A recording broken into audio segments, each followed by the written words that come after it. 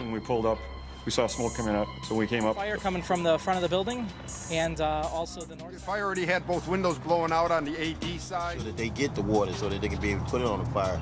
Everybody's safe and not having anybody get involved on scene that shouldn't be. Life safety is our #1 goal. Once life safety is taken care of, property is number 2. Nozzle in the window to kind of knock it down before we made entry. And once hit it, advanced in, hit it again, advanced in. We whipped it around. Primary search immediately, and then we'll do our secondary search, which is a little more intense. For extension of fire in the hottest part of the room, but we also look around light soffits. The first responders are vital to our understanding of the fire and what's going on long before the fire investigator is called. And that's why it's always been my position that they're very important to the prosecution of both criminal and civil cases, because they are our ears and eyes at that early stage of the fire when no one else is there. And without them, sometimes prosecutions just can't go forward because we can't establish what was going on very early in the case.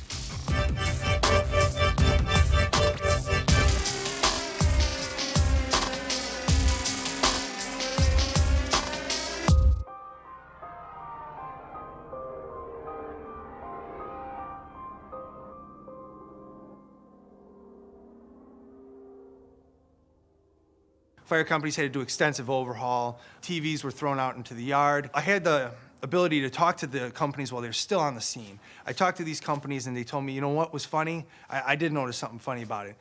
I threw 3 TVs out the window. None of them were even plugged in. I was like, that was interesting. His regular TVs were all at an off-site location, and he had gone to a thrift store and purchased older TVs and put them in their place. I look in the closet door to see if there's any clothing. All the clothing was all from thrift stores, still had the tags on it, that he was just assuming was gonna be ash and he could claim as clothing.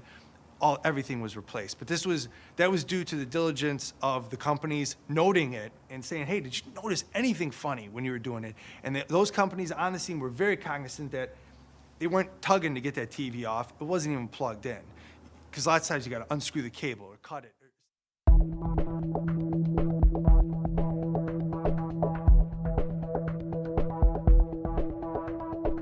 I look for the color of the smoke. Is it a heavy push or is it a light push? I'm looking at the velocity of the smoke as well. if you smell like there's a different smell or taste to an accelerant when you come up on the fire that you can kind of smell. Also looking at any doors or any windows that might have already been open prior to arriving.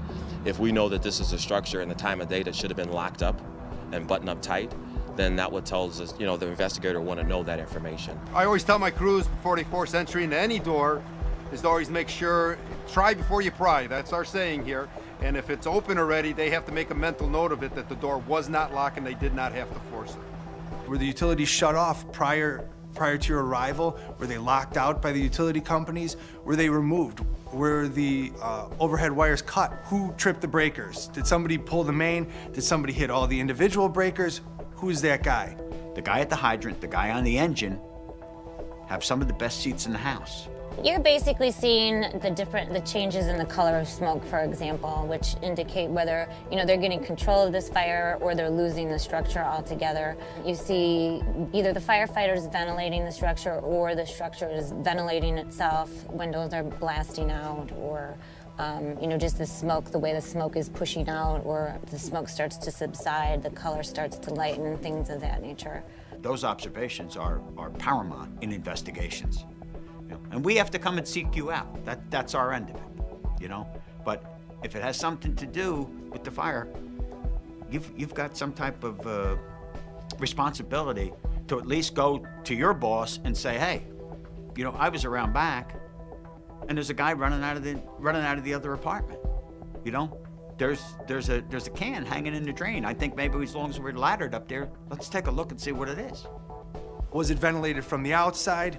Was it ventilated on the inside? Who ventilated it? Because I may find glass broken on the inside of the structure, and I'm thinking, did somebody crawl in that window? They popped it, or they broke the window from the outside, or was that just taken out by a firefighter walking around the exterior? I'm gonna be looking at the window. Is there sooting on the window? Was there smoke staining and protected areas possibly on the carpet where that glass was prior to the fire, or if that came after the fact and there's smoke staining on the glass? Generally, we try and account for every patient on the scene. Do we see someone running from the scene, or do we see someone that looks suspicious on the scene that's either burned and isn't coming forward, or their hands burned? Were they trying to do something in the fire? Any note of any accelerant on them, if they have gasoline on their hands? So we were second truck, so I went to the rear, and we had force entry, and we went in. There was acetone, cans of acetone there, and there was rags all over, and you could see where it was. You could see where the flame followed the path of the acetone on the walls, and so that was rather apparent. But there was 3 children that were killed in that, so that was pretty horrible. Now, the position of a number of things can all come into play, and every little step, every action that was taken in suppression efforts, in rescue efforts, to what possibly happened prior to their arrival is all evidentiary data that is going to be necessary for this death investigation. What were their conditions when they came in? Was the house in disarray? If it's a possible crime concealment?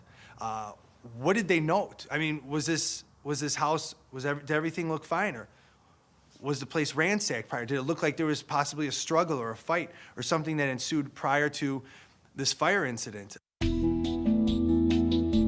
People talk so freely to firefighters. The fire service is still the most benevolent service in the world. How can this guy hurt us? He's a fireman. He's here to help. People will certainly make statements when firefighters are tying into a hydrant. They're kind of busy, but people will say things to them. I always ask the engineers, hey, do me a favor. Just kind of peruse the crowd, crowds that are gathering, somebody kind of maybe laying off to the side that's just kind of doesn't really fit into the mix, maybe not from the neighborhood, or they're just kind of maybe a little more curious than usual, taking pictures. We get a string of fires. Sometimes when you stand out there, you kind of notice the crowd. If you see the same people more as usual, possibly they might be involved in it. If you are on a line, to be able to articulate what you saw and how early you saw it. And we realize with the gear that you're wearing, you can't roll up your sleeve to look at your watch to tell us what time you saw this. But how the fire behaved, what level it was at, because witnesses come and tell us, you know, the flames were 8 feet high. But we go to you and you say, geez, somebody outside said they were looking through a window, the flames were 8 feet high. And you in turn tell us, yeah, that's because the fire was on the table. It's 4 feet off the floor to begin with. Was this fire smoldering? Did you add the third element that the fire was starting to lose? When you come in, do you feel that you added the O2 that this fire needed to get itself some zeal again and rise up? How did it act? What did it do? We can use that information and we can work backwards, if you will. And the tools that we might use to do that would be test simulations or reconstructions, where we're looking at a portion of the building. We have a particular scenario in mind, but what you're really doing is giving us a data point to work towards. And with that data point, it can help us better understand what happened in the fire. I think it's actually made me a better firefighter. I'm still on the companies and I am more observant, and now it's changed the whole way I look at a fire now when I pull up on the scene. We did not hear any smoke detectors. We did not hear any burglar alarms going off. And in the front window, you can see a lot of flames. From the initial hit, it darkened it down pretty fast. Pretty much no other smells other than plastic burning and like foam burning from the contents. There was some additional smoke coming out of the attic. They did have to force the front door. What we did is just moved a couple sofas around, moved them a little bit, checked behind her, make sure there wasn't any hot spots. The back door was standing open, which normally, especially around this time, that wouldn't be happening. They used a stream that was able to hit the ceiling and fall onto the area of origin of the fire, which is back here on this couch. Even a heater that was involved in the fire is right here, very close to the doorway, not outside the house, not on the front lawn. It posed no danger to them. They did unplug it and remove it. However, they left it in the scene. The window broke thermally from the heat of this particular fire. The fire service's nightmare, polyurethane foam.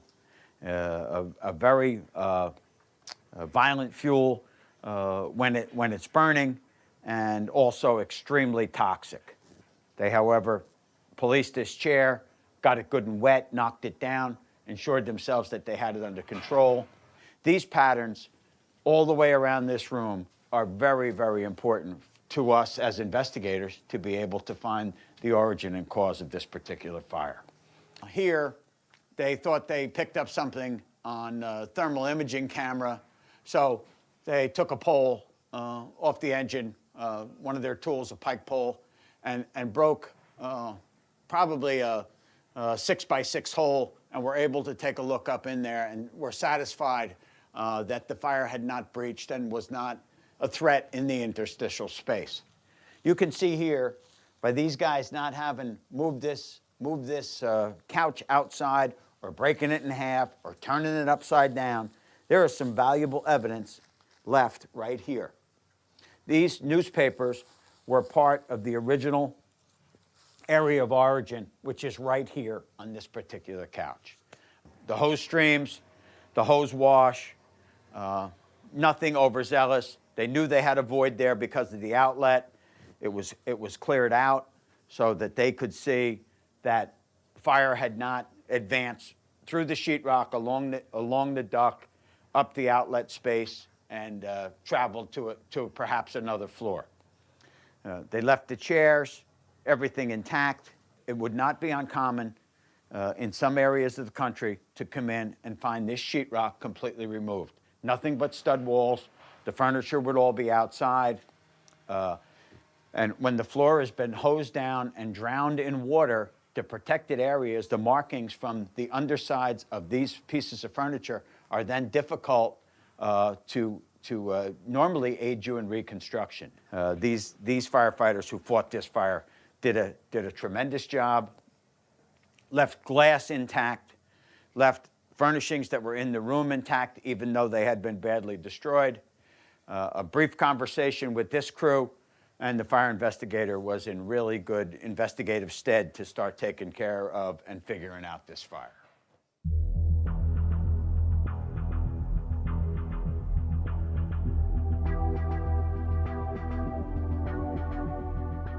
Life safety is our main priority. If we need to damage part of the scene to save a life or protect our lives, we unfortunately have to do that.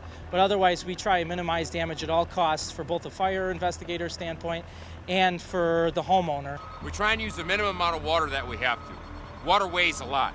A gallon of water weighs 8 pounds. With new construction being lightweight, I tend to get more and more water on that floor. I can be a safety factor. And with preservation, if I throw all that water in there, I'm never going to know what's happening. I can wash everything right out the door. So we try and use as much water as we have to, but not get over crazy with it. We use a combination fog nozzle, and we set it to a straighter stream pattern. Unlike a smooth bore, it doesn't have the penetrating power of a smooth bore, so it does minimize damage to walls. We don't throw everything that's inside the building outside the building. And as you start your overhaul, if you end up into a non-burned section, stop your overhaul. The fire has obviously not gotten there if it hasn't burnt the structural members yet.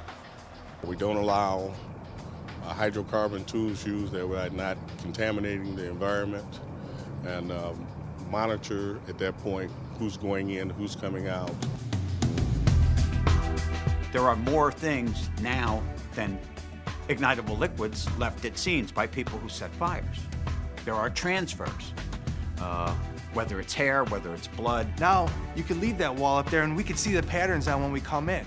You're not worried about that rekindle because you could see with the thermal imaging camera that wall's fine. And now that science has embraced the fire service and the investigative end of what we do, it's been nothing but a win-win, because groups like NIST and other groups from around the country have come in and said, this is what happened here, and this is why these firefighters got themselves caught where they got themselves caught. Ventilation, this was wrong, or this was right.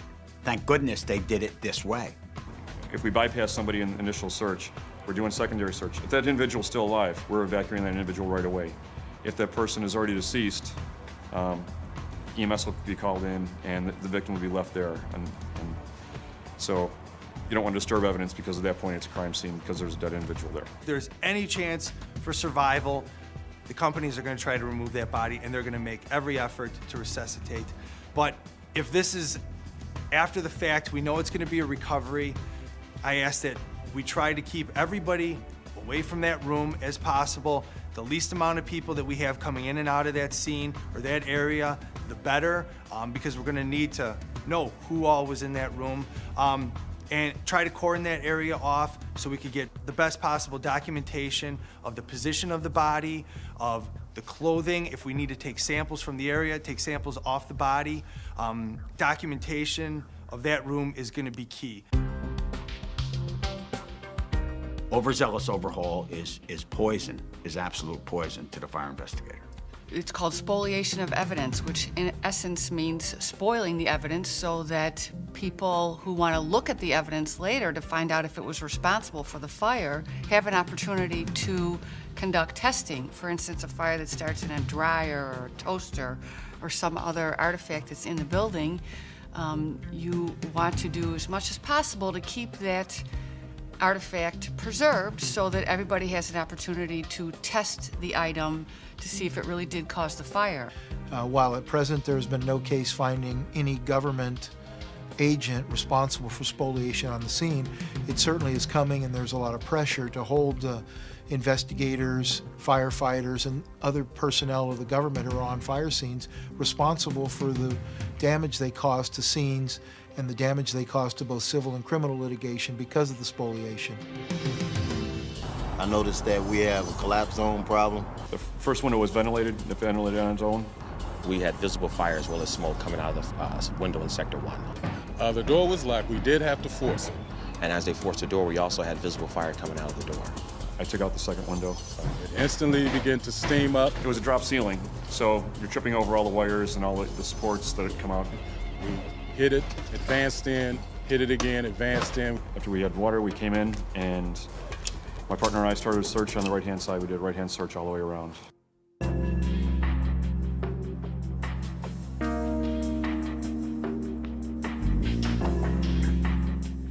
What I usually do is I will take their name down, their phone numbers down, their addresses down, and document that in my report. Where anybody would be coming out of the building, we would try to put them in a certain area because we would want to talk to them, get them preliminary information from them, if they live there or what they had seen. Our first level of documentation is our EMS run reports.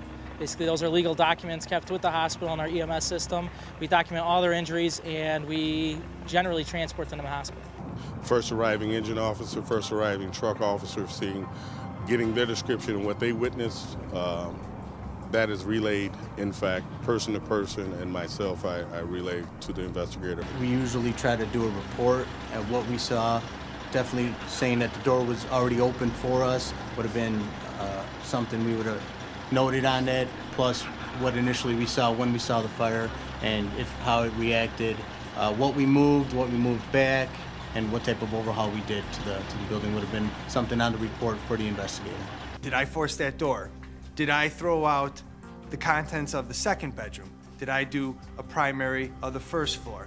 And just make note, because there may be somebody coming up, a fire investigator, asking you later on that day, asking you next duty day. The more serious the case, the longer it takes. You know, if you've got a simple fire to a building where nobody's hurt, it might go to trial in 6 months or a year. If you've got deaths or injuries, or you've got a capital case, it could be up to 5 or 6 years down the road. Now, you wish you took 5 minutes to just jot down something as small as a window was open, or a door was open, or we had to cut through this, or we encountered furniture put in front of the front door. Well, typically, the first responder's testimony would be very short and brief. We can bring them in, 15, 20 minutes of testimony explaining what observations they made on the scene.